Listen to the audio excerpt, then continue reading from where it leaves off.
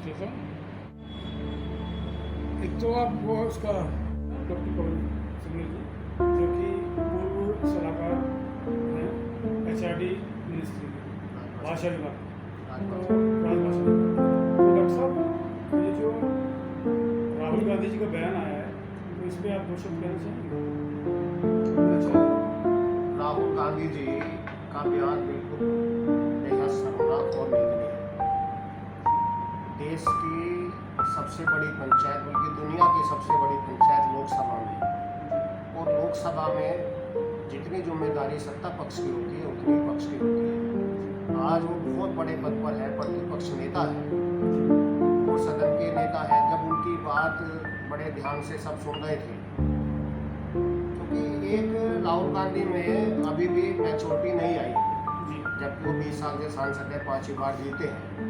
संसद की कार्रवाई को देखने के बावजूद भी 4 बार सांसद रहने के बाद, लेकिन अभी तक उनमें मैच्योरिटी नहीं आई है और बिल्कुल ऐसा लगता है जैसे नौसिखिया आदमी हो बिल्कुल। लेकिन मेरा मानना है ये कहीं ना बहुत चालाक और ये वेल प्लान्ड योजनाबद्ध तरीके से ये जो इसने बोला, जितना झूठ संसद में बोला, ये बिल्कुल गलत है और लोकतंत्र की मर्यादा को इन्होंने नष्ट किया। संविधान को बिल्कुल इन्होंने संविधान की मर्यादा भंग करने का काम राहुल गांधी ने किया। सबसे बड़ा हिंदू समाज को हिंसक बताना, अत्याचारी बताना, नफरत फैलाने वाला बताना, असत्य बोलने वाला, इन्होंने कभी हिंदू समाज या हिंदू साहित्य को पढ़ने का काम ही नहीं किया। अगर दुनिया में कहीं कोई धर्म है, कहीं शांति है, तो केवल हिंदू धर्म के कारण नहीं है। आप दुनिया में कहीं भी देख लें किस प्रकार के झगड़े हैं। और हम तो मानने वाले वसुदेव कुटुंबकम के मानने वाले, हम सारी पृथ्वी को अपना मानते हैं। सर्वे भवन्तु सुखिनः, सर्वे सन्तु निरामया, सर्वे भद्राणि पश्यन्ति माँ कश्चित् दुर्भाग् भवेत्। हिंदू धर्म की ही परंपरा है जो सबके मंगल की कामना करता है, सबके सुख की कामना करता है, सबके समृद्धि की कामना करता है। वो कहाँ हिंसक हुआ? कहीं इतिहास तो उठाइए। हम तो चींटी को भी मारने पे, अगर चींटी किसी के पांव के नीचे आ जाए तो उसको भी जिमाने का काम करते हैं, अन्न खिलाते हैं। पक्षी को जिमाने का काम करते हैं, अतिथि को देव मानते हैं। हमारे तो संस्कार ही ऐसे हैं कि इतने मर्यादा, इतने करुणा के हमारे हैं कि जो हमें संस्कार मिले हैं वो हमारे कभी नष्ट नहीं हो सकते। हम केवल अगर कभी कोई हिंसा करी तो हमने अत्याचार की हिंसा करी, हमारा इतिहास का। अगर छत्रपति शिवाजी ने विरोधियों के खिलाफ, जो देश को लूट रहे थे, देश में आतंक फैला रहे थे, उनके खिलाफ अगर कहीं लड़ाई लड़ी, अगर वो हिंसक है तो हम भी हिंसक हैं। अगर महाराणा प्रताप ने अगर हिंसा करी, अगर महाराणा प्रताप ने आताइयों के खिलाफ आक्रमण किया, आपको तो मालूम होगा हमने तो 17 बार भी उसको माफ करने का काम किया। पृथ्वीराज चौहान ने 17 बार माफ किया। अगर रानी लक्ष्मीबाई अगर अंग्रेजों के खिलाफ युद्ध में लड़ी और उनको परास्त करने का काम किया और अपने देश को बचाने का काम किया, अगर वो हिंसक है तो हिंदू समाज हिंसक है। अगर सुखदेव, भगत सिंह, राजगुरु, अगर चंद्रशेखर आजाद देश की लड़ाई के लिए अपने आप को फांसी पे चढ़कर गोली खाकर उन्होंने शहीद होने का काम किया, अगर वो हिंसक है तो हिंदू समाज हिंसक है। की बात आती है, मर्यादा की बात आती है, नारी शक्ति को बचाने की बात आती है। हमारे यहाँ तो युद्ध भी लड़े गए, तो भगवान राम ने अगर युद्ध लड़ा तो वो केवल एक नारी की शक्ति बचाने के लिए, नारी की अस्मिता बचाने के लिए। बाली को भी मारा तो उसके भाई की पत्नी को उसने रखा जबरदस्ती, इसलिए बाली का वध किया गया। अगर द्वापर में युग हुआ तब भी एक नारी की अस्मिता के साथ खिलवाड़ करने के कारण ही द्वापर में युद्ध हुआ। तो भारतीय संस्कृति या हिंदू संस्कृति या सनातन संस्कृति, ये सब एक है। लेकिन राहुल गांधी इस देश में मिथ्या नैरेटिव फैलाना चाहते हैं और वो अभी चुनाव से बाहर नहीं निकल के आए। चुनाव में उन्होंने संविधान खतरे में, संविधान बदल देंगे, लोकतंत्र खतरे में है। अरे क्या भूल गए लोकतंत्र और संविधान? जब से कांग्रेस बनी है, जब से इन्होंने संविधान के लोकतंत्र की धज्जियां उड़ाई। 1947 में अगर देश का बंटवारा किया, जिस हाथ को कहते हैं कि अब है, उन हाथों ने इस देश का बंटवारा किया। लाखों लोगों की लाश पाकिस्तान से हमारे हिंदू समाज के लोगों की लाशें भर के आई। ये अभ्यास बताते हैं उसको। भूल गए 1967 की घटना, जब करपात्री जी महाराज गोरक्षा आंदोलन के लिए दिल्ली संसद पर प्रदर्शन कर रहे थे, तो इसका इन्हीं हाथों ने गोलियां चलवाकर हमारे कितने साधु संतों की हत्या की। ये बात करते हैं कि अभय हाथ है। 75 में एक इंदिरा गांधी ने अपनी सीट बचाने के लिए संविधान की धज्जियां उड़ाई, लोकतंत्र की धज्जियां उड़ाई, सुप्रीम कोर्ट की धज्जियां उड़ाई, हाई कोर्ट के जज की धज्जियां उड़ाई। पूरे देश में आपातकाल लगा दिया, लाखों लोगों को जेल में डाल दिया, नखून तक खींचे गए, बच्चे तड़पते रहे। ये संविधान की बात करते हैं। इन्होंने हमेशा लोकतंत्र का गला। एक राहुल गांधी ने 1984 में इंदिरा गांधी की हत्या के बाद हजारों निर्दोष सिखों का कत्लेआम मचाया इन हाथों ने। इनके एक वर्ष ने, प्रधानमंत्री उस समय के एक वर्ष ने हजारों निर्दोष सिखों की हत्या कराई। ये लोकतंत्र की बात करते हैं, ये संविधान की बात करते हैं। एक अगर 85 साल की एक गरीब महिला 200 रुपए गुजारा भत्ता जिसको सुप्रीम कोर्ट देने का काम करता है, उसको भी मुस्लिम तुष्टिकरण, मौलवी और उनके चक्कर में आकर ये सरकार बदलने का काम करती है। वहां भी इन्हीं का हाथ था, वही हमें हाथ था। आज तक इन्होंने देश के किसी भी विकास में, क्योंकि आज इन्हें डर है ये भ्रष्टाचारी है, ये सारे जेल जाएंगे। ये तो अभी आने वाले समय में देखना, जो नए कानून आए हैं जिसमें आम जनता को, गरीब जनता को त्वरित न्याय मिलेगा, 3 साल के अंदर सारे केस फाइनल हो रहे हैं, तो उसमें भी सारे भ्रष्टाचारी चिल्लाने वाले हैं। लेकिन बचेगा कोई नहीं जिसने भी इस देश को लूटा है। अग्निवीर की बात कर रहे हैं, कुछ ज्ञान ही नहीं है कि चाइना की सेना 5 साल ट्रेनिंग देती है। चाइना में अग्निवीर 6 महीने की ट्रेनिंग और 2 साल की जॉब है। अग्निवीर कोई नौकरी नहीं है। अग्निवीर अपने वीरों को मजबूत बनाने का काम है। सेना की भर्ती अलग है। और आज के जमाने में तो आप देखें, टेक्नोलॉजी की लड़ाई है। मैं तो कहता हूँ अग्निवीर जैसी योजना भारत सरकार को ग्रेजुएशन के बाद हर बच्चे को कंपलसरी कर देनी चाहिए।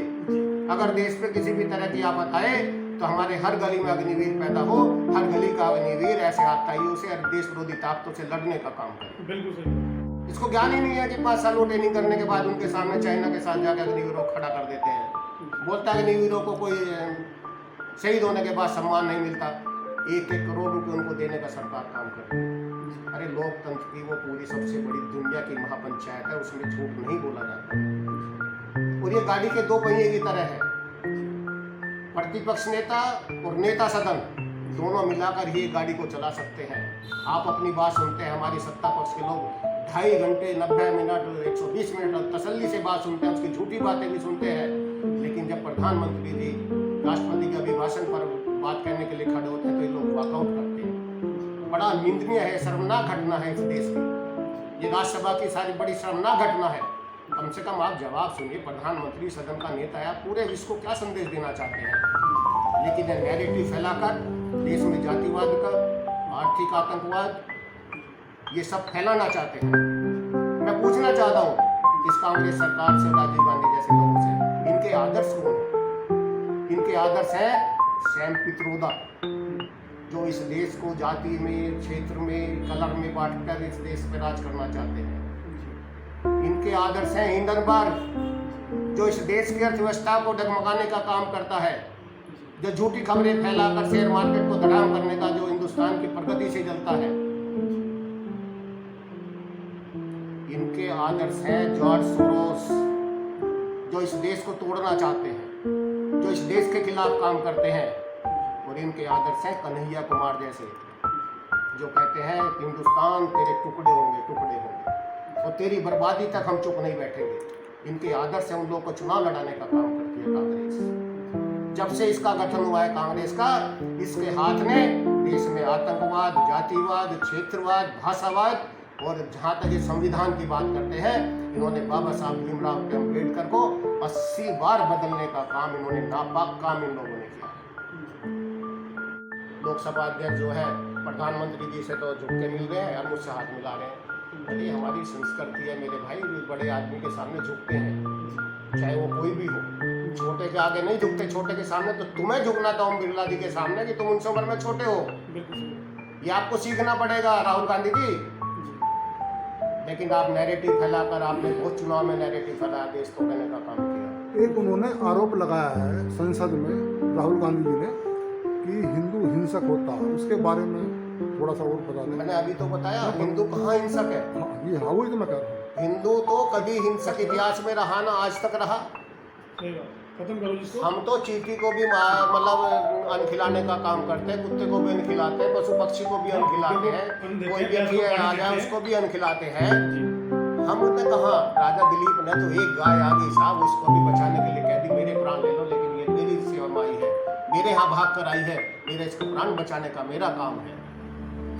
राजा शिव के सामने एक कबूतर जब आगे अपनी जान बचाने के लिए जब वो उसका शिकार कर रहा था, तो शिव ने ये कहा कि मैं अपनी गर्दन दे सकता हूँ, लेकिन मेरी शरण में आया, मैं शिव की इस कबूतर की रक्षा करूंगा। हमारी ये परंपरा रही है। आप देख रहे हैं भाजपा के वरिष्ठ नेता पवन सिंघल जी मोदी नगर से सनातन धर्म को शांतिपूर्ण बताया, और यह वास्तव में सच भी है।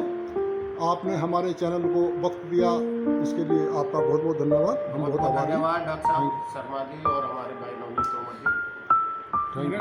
राष्ट्रवाद की राजनीति कांग्रेस और आज विपक्ष कर रहा है, हम इसकी घोर निंदा करते हैं और भगवान से प्रार्थना करते हैं कि इन्हें सद्बुद्धि दे, हिंदुओं के बारे में गलत बोलना बंद करे, तर्क और सही बातें संसद में रखने का काम करे, क्योंकि देश रहेगा, देश में सब लोग खुशहाल रहेंगे, तभी ये देश तरक्की करेगा। और मेरा मानना तो ये है, जो लोग ये अडानी और अंबानी का विरोध करते हैं, मैं कहता हूँ इस देश में 1000 अडानी अंबानी हो, ताकि कोई बेरोजगारी ना रहे, हर लोगों की आय बढ़े।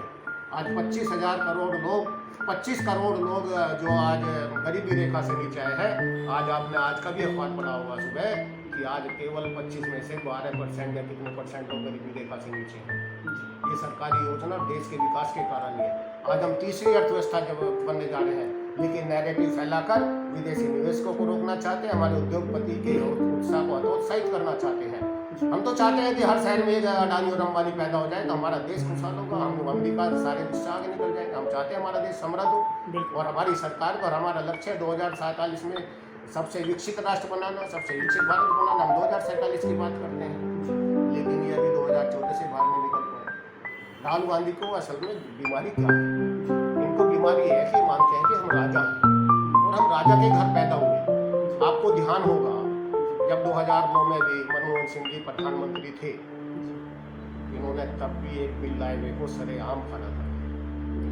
इस देश के प्रधानमंत्री संसद के लाए हुए बिल को ये फाड़ने का काम इस आदमी ने किया, जिसकी उम्र प्रधानमंत्री से आधी उम्र थी। ना उम्र की मर्यादा है, ना पद की मर्यादा है, ना संविधान की मर्यादा है, ना लोकतंत्र की मर्यादा है, कोई मर्यादा इनके अंदर नहीं है। अभी मैं तो उस दिन सुन रहा था एक बात और कही, लोकसभा अध्यक्ष जो है प्रधानमंत्री जी से तो झुक के मिल रहे हैं और मुझसे हाथ मिला रहे हैं। अरे हमारी संस्कृति है मेरे भाई, बड़े आदमी के सामने झुकते हैं, चाहे वो कोई भी हो। छोटे के आगे नहीं झुकते, छोटे के सामने। तो तुम्हें झुकना था ओम बिरला जी के सामने कि तुम उनसे उम्र में छोटे हो, ये आपको सीखना पड़ेगा राहुल गांधी जी। लेकिन आप नैरेटिव फैलाकर, आपने बहुत चुनाव में नैरेटिव फैलाया, देश तोड़ने का काम किया। एक उन्होंने आरोप लगाया है संसद में राहुल गांधी जी ने कि हिंदू हिंसक होता, उसके बारे में थोड़ा सा और बता दें। मैंने अभी तो बताया, हिंदू कहाँ हिंसक है? हाँ वही तो मैं कह रहा हूँ। हिंदू तो कभी हिंसक इतिहास में रहा ना आज तक रहा। हम तो चींटी को भी मतलब अन्न खिलाने का काम करते हैं, कुत्ते को भी अन्न खिलाते हैं, पशु पक्षी को भी अन्न खिलाते हैं, कोई व्यक्ति आ जाए उसको भी अन्न खिलाते हैं। हमने कहा, राजा दिलीप ने तो एक गाय आ गई साहब, उसको भी बचाने के लिए कह दी मेरे प्राण ले लो, लेकिन ये मेरी सेवा में आई है, मेरे यहाँ भाग कर आई है, मेरे इसको प्राण बचाने का मेरा काम है। राजा शिव के सामने एक कबूतर जब आगे अपनी जान बचाने के लिए जब उसका शिकार कर रहा था, तो शिव ने ये कहा कि मैं अपनी गर्दन दे सकता हूँ, लेकिन मेरी शरण में आया, मैं शिव की इस कबूतर की रक्षा करूंगा। हमारी ये परंपरा रही है। आप देख रहे हैं भाजपा के वरिष्ठ नेता पवन सिंघल जी मोदी नगर से सनातन धर्म को शांतिपूर्ण बताया, और यह वास्तव में सच भी है। आपने हमारे चैनल को वक्त दिया, इसके लिए आपका बहुत बहुत धन्यवाद। हम बहुत आभारी हैं। धन्यवाद डॉक्टर साहब शर्मा जी और हमारे भाई नवनीत तोमर जी। इसको ज्ञान ही नहीं है कि 5 साल वो ट्रेनिंग करने के बाद उनके सामने चाइना के साथ जाकर अग्निवीरों को खड़ा कर देते हैं। बोलता है अग्निवीरों को कोई शहीद होने के बाद सम्मान नहीं मिलता, 1-1 करोड़ रुपए उनको देने का सरकार काम कर रही है। अरे लोकतंत्र की वो पूरी सबसे बड़ी दुनिया की महापंचायत है, उसमें झूठ नहीं बोला जाता। और ये गाड़ी के 2 पहिए की तरह है, प्रतिपक्ष नेता और नेता सदन दोनों मिलाकर ही गाड़ी को चला सकते हैं। आप अपनी बात सुनते हैं, हमारी सत्ता पक्ष के लोग 2.5 घंटे 90 मिनट 120 मिनट तसल्ली से बात सुनते हैं, उसकी झूठी बातें भी सुनते हैं, लेकिन जब प्रधानमंत्री जी राष्ट्रपति के अभिभाषण पर बात करने के लिए खड़े होते हैं तो ये लोग वॉकआउट करते हैं। बड़ा निंदनीय है, शर्मनाक घटना है इस देश की। ये राज्यसभा की सारी बड़ी शर्मनाक घटना है। कम से कम आप जवाब सुनिए, प्रधानमंत्री सदन का नेता है, आप पूरे विश्व को क्या संदेश देना चाहते हैं? लेकिन नैरेटिव फैलाकर देश में जातिवाद का आर्थिक आतंकवाद, ये सब फैलाना चाहते हैं। मैं पूछना चाहता हूँ इस कांग्रेस सरकार से और राजीव गांधी जैसे लोगों से, इनके आदर्श कौन है? इनके आदर्श हैं सैम पित्रोदा, जो इस देश को जाति में, क्षेत्र में, कलर में बांटकर इस देश पर राज करना चाहते हैं। इनके आदर्श हैं हिंडनबर्ग, जो इस देश की अर्थव्यवस्था को डगमगाने का काम करता है, जो झूठी खबरें फैलाकर शेयर मार्केट को धड़ाम करने का जो हिंदुस्तान की प्रगति से जलता है। इनके आदर्श हैं जॉर्ज सोरोस, जो इस देश को तोड़ना चाहते हैं, जो इस देश के खिलाफ काम करते हैं। और इनके आदर्श हैं कन्हैया कुमार जैसे, जो कहते हैं हिंदुस्तान तेरे टुकड़े होंगे, टुकड़े होंगे, और तेरी बर्बादी तक हम चुप नहीं बैठेंगे। इनके आदर्श हैं उन लोगों को चुनाव लड़ाने का काम करती है कांग्रेस। जब से इसका गठन हुआ है कांग्रेस का, इसके हाथ ने देश में आतंकवाद, जातिवाद, क्षेत्रवाद, भाषावाद और जहाँ तक ये संविधान की बात करते हैं, इन्होंने बाबा साहब भीमराव अम्बेडकर को 80 बार बदलने का काम, इन्होंने नापाक काम इन लोगों ने